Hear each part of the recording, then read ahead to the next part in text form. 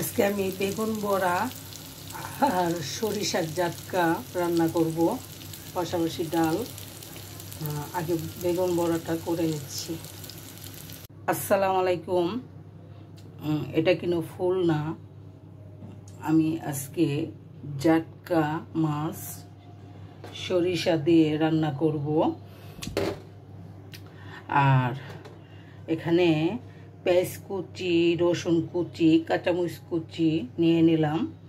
আর জাটকা মাছটা আমি মাখিয়ে রান্না করব সরিষা দিয়ে। তারপর আমি দিয়ে দিলাম সরিষা বাটা, না তো মা চাচিরা বেটে সরিষা রান্না করতো, ওইটার স্বাদই ছিল অন্যরকম।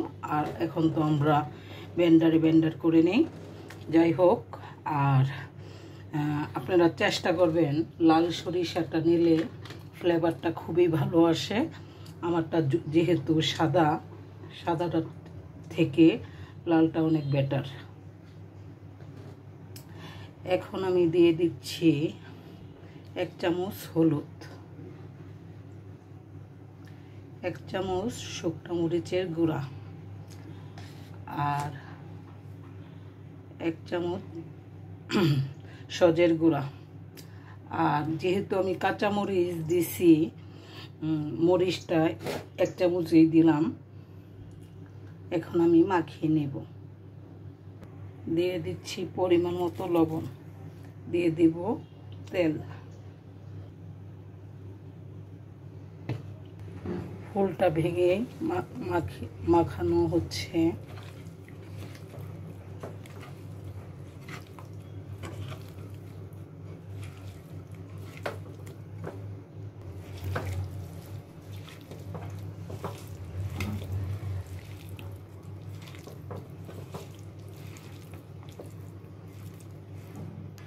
ঝোলের জন্য পানি দিয়ে দিলাম।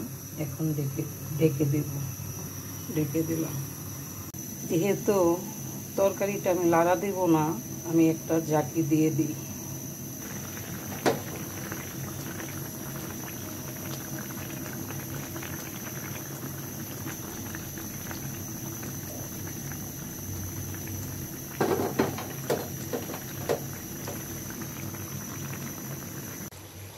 হয়ে গেল আমার জাটকা মাছ সরিষা দিয়ে জাটকা মাছের তরকারিটা।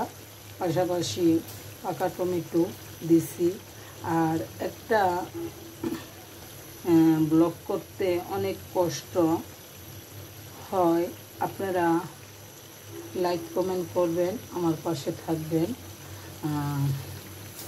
যদিও আমি ভালো ব্লগ আপনাদেরকে দিতে পারি না, তারপরও চেষ্টা করি।